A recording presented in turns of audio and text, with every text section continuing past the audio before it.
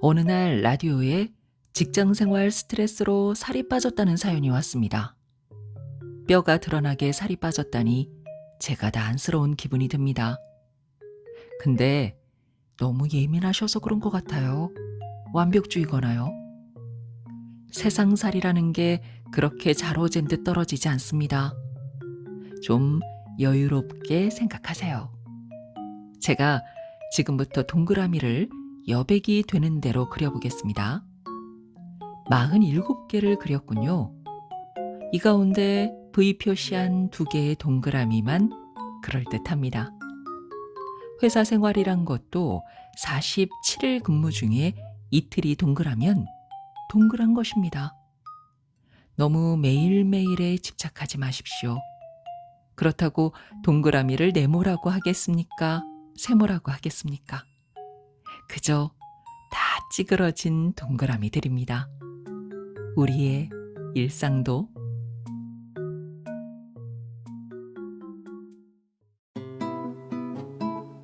안녕하세요. 마음이 쉬어가는 곳 힐링필드입니다.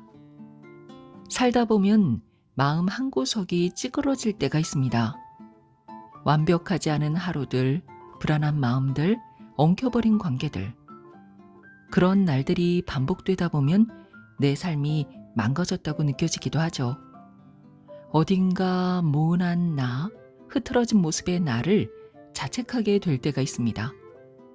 하지만 정말 세상에 완벽한 동그라미가 있을까요? 수학적으로는 완벽한 동그라미가 존재할 수 있겠지만 삶이라는 맥락에서는 완벽 자체가 환상에 가깝죠. 컴퍼스로 그린 동그라미조차 자세히 들여다보면 삐뚤한 데가 있기 마련입니다.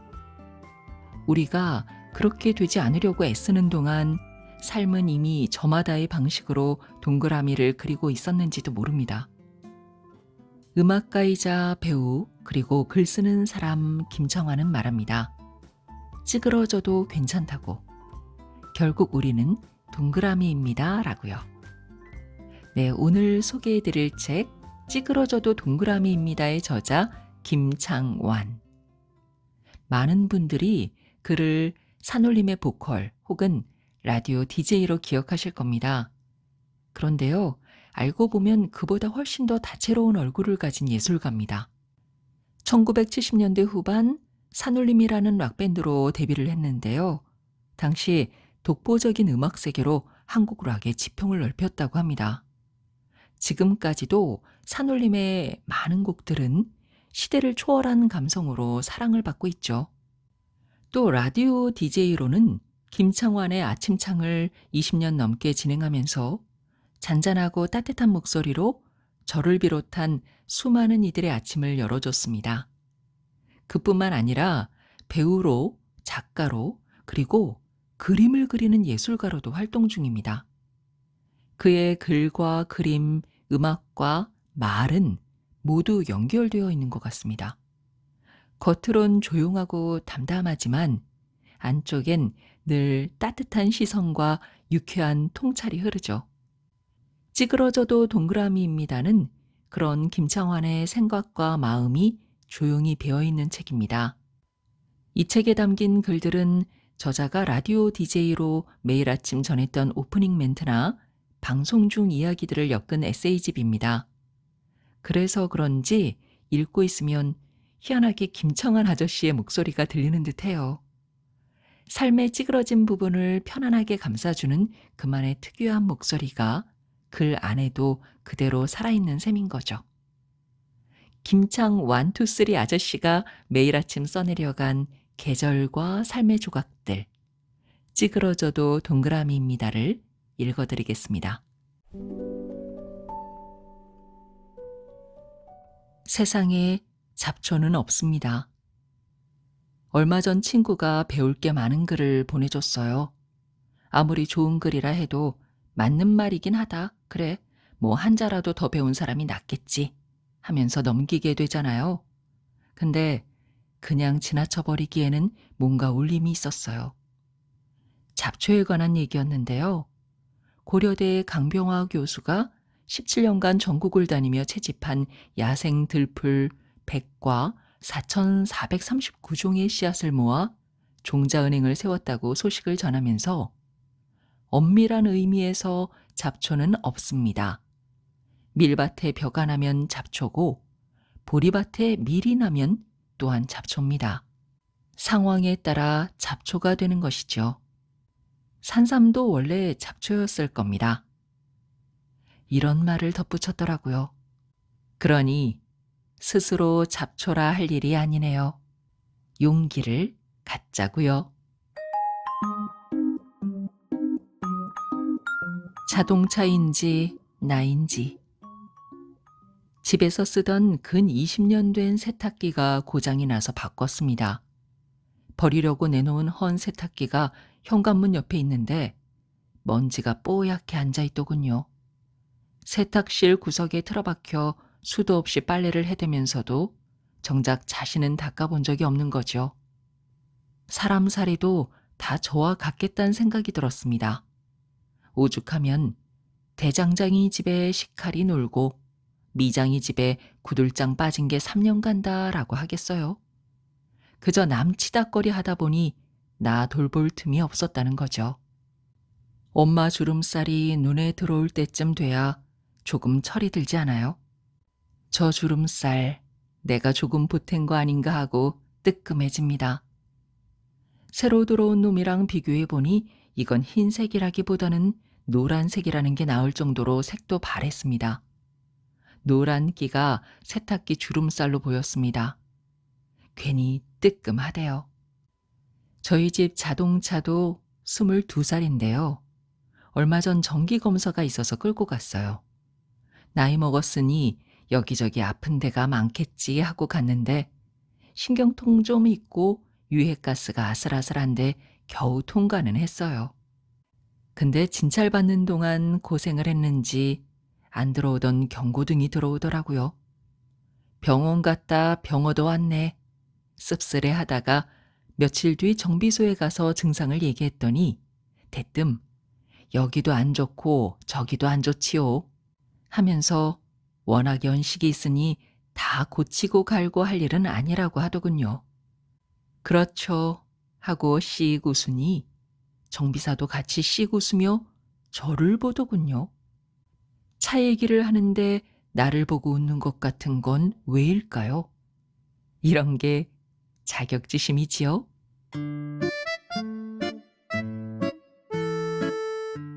걱정은 안개를 닮았습니다. 오늘 아침에는 진짜 코앞이 안 보일 정도로 안개가 짙게 꼈어요.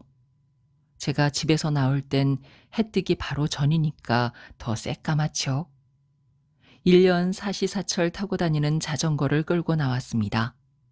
며칠 전 타이어에 바람도 넣었는데 그래도 혹시 모르니 바퀴를 다 만져봤어요. 빵빵하더라고요. 언덕도 조심해서 내려왔습니다. 근데 생전 안 하던 걱정이 생겼어요. 자전거 길이 찾기라고 가까운 데도 있고 뭐 도저히 찾아잡기 힘들 만큼 멀어지기도 하거든요. 그 생각이 드니까 올림픽 도로랑 나란히 달리는 길로 못 가겠는 거예요. 거기로 가다가 혹시라도 얼마 전처럼 체인이 빠지면 어디 찾아볼 데도 없어요. 한번 그런 생각이 드니까 계속 여기서는 고장나도 괜찮다. 여기서 고장나면 이거 진짜 망한다. 한참 불안한 마음으로 쓸데없는 생각만 하고 가다 이제 여기까지 왔으니 뛰어서라도 가면 된다 하면서 별일 없이 도착했습니다. 가만 보니까 걱정이 안개를 닮았더라고요.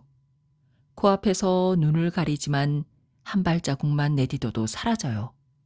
걱정거리가 있으면 없는 셈치고 발걸음부터 떼세요. 걱정은 내 마음의 배신입니다.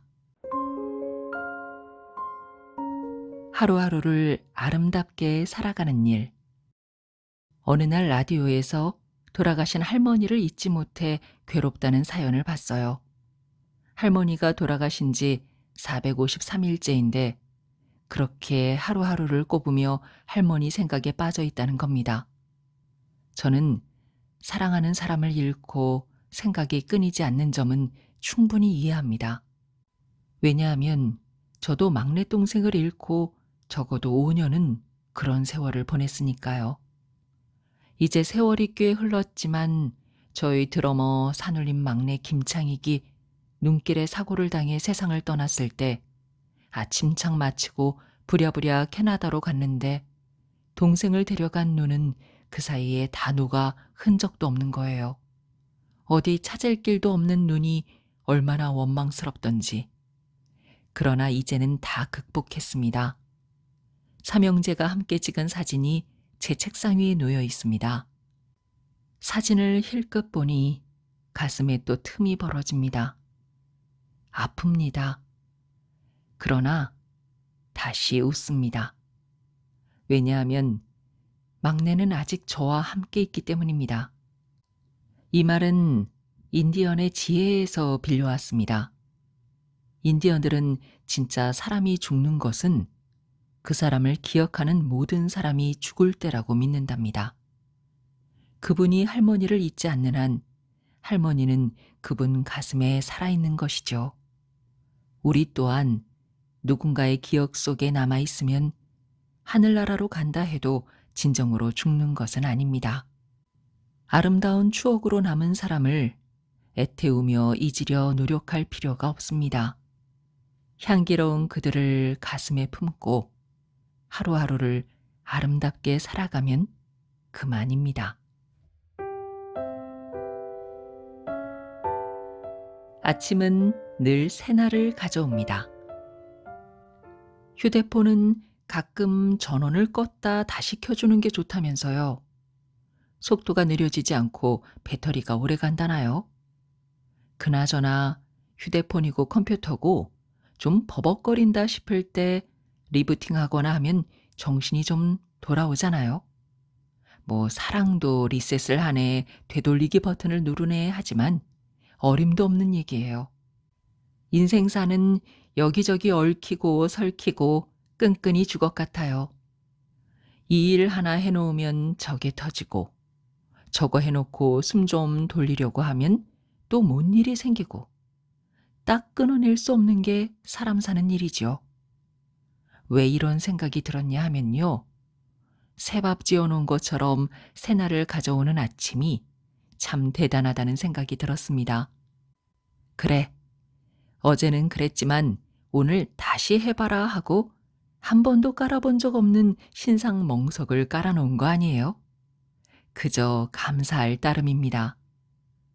우리가 모래놀이 하면서 부르는 노래가 있잖아요. 두꺼봐 두꺼봐 헌집 줄게 새집 다오.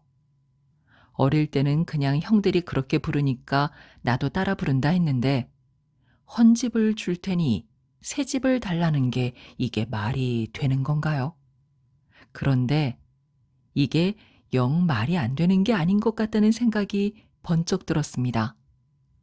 나의 낡은 생각과 빛바랜 시간들을 용도 폐기하고 새로운 생각과 참신한 시간으로 바꾸고 싶다는 것 아닌가요? 이 아침만 봐도 우리가 보낸 건 헌 아침인데 받은 건 새 아침입니다. 헌집 주고 새집 받았죠. 오늘 하루도 잘 살아야겠습니다. 선한 영향력.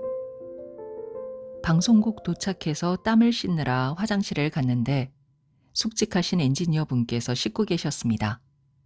평소에도 늘 웃는 모습으로 대해주시는 분입니다.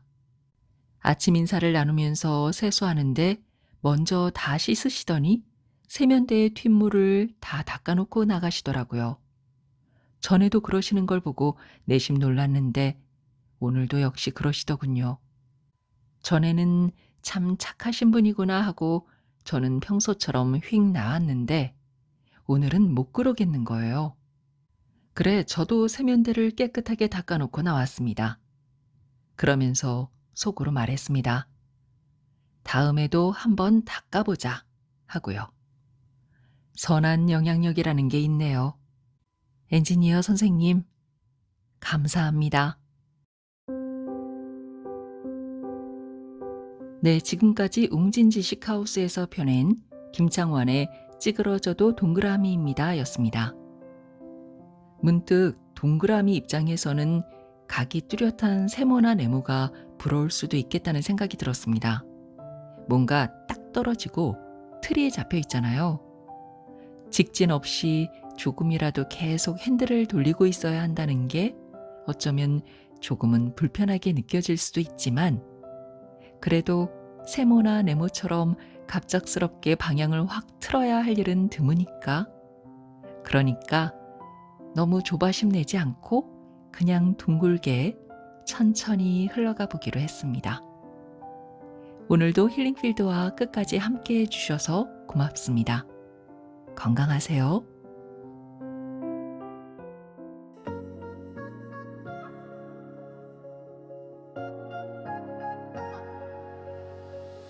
When the moon rises, tears fill my eyes. Now we can fly as high as mountain above sky. We'll go blind by the turning light as a shooting star shines all night. When we touch the glasses and they would fall to pieces like stars. We can never ever stop.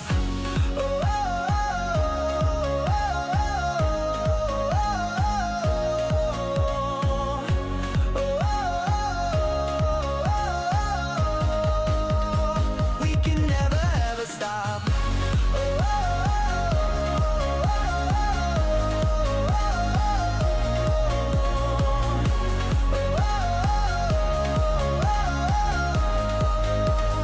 We can never ever stop. When the moon rises, we take off all disguise.